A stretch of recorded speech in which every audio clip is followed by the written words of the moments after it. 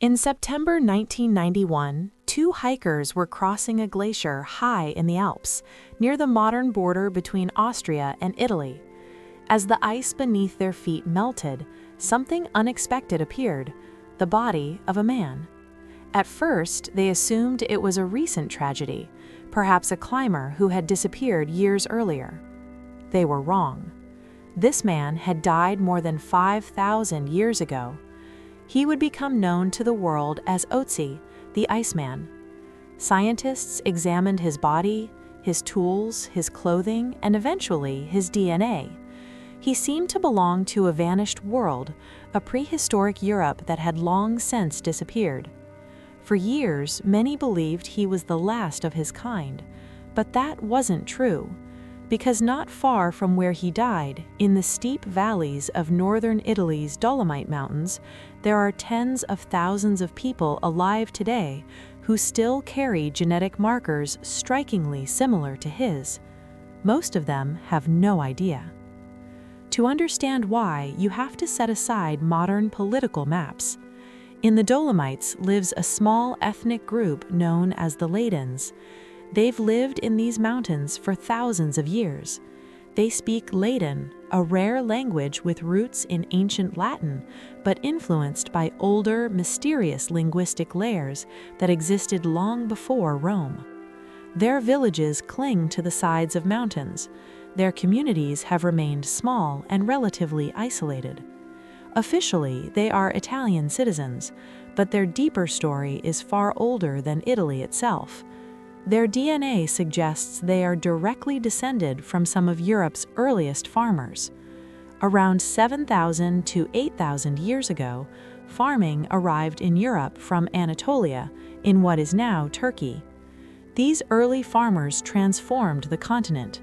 They built permanent homes, they raised animals, they spread agriculture across vast distances. Genetically, they shared certain markers, including one known as haplogroup G2A. For thousands of years, this lineage was widespread across Europe. Then, about 5,000 years ago, everything changed. New populations arrived from the Eurasian steppe, vast grasslands north of the Black Sea. These groups brought horses, wagons, and new technologies. Over generations, their descendants spread across Europe. Their genetic influence became dominant. In many places, the earlier farmers' genetic signatures became rare, but not everywhere. The high mountains created natural barriers. The steppe herders thrived in open plains. Their lifestyle depended on mobility, grazing lands, and horses. The steep Alpine valleys offered none of these advantages. So while Europe's population changed dramatically, some mountain communities remained relatively isolated. The Dolomites became a refuge, and the people living there preserved genetic lineages that had largely faded elsewhere. Modern genetic studies reveal something remarkable.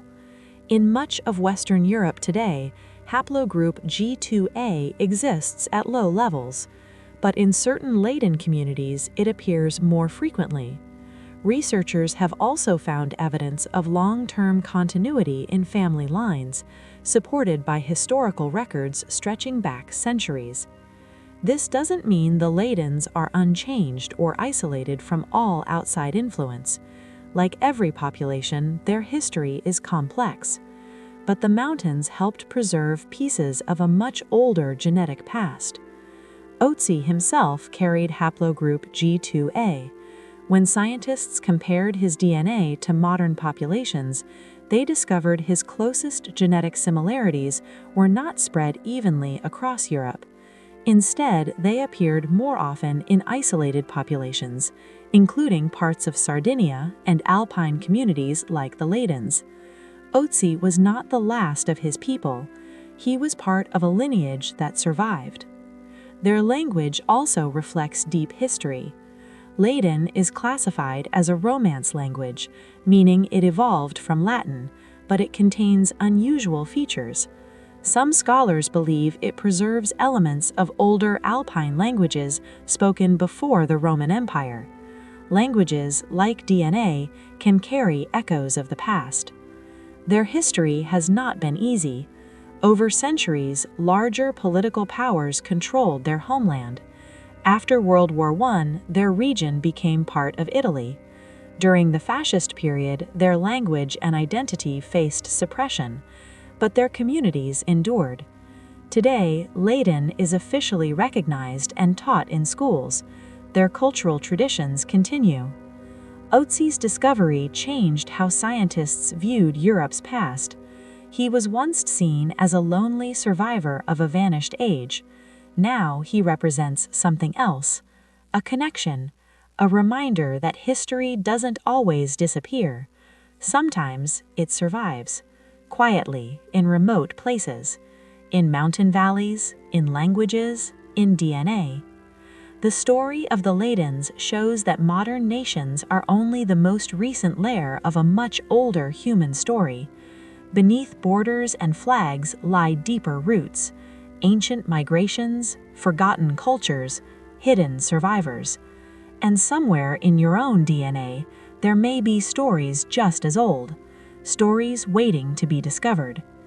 If you found this story fascinating, subscribe for more explorations into hidden human history, because the past is closer than you think, and sometimes it never left.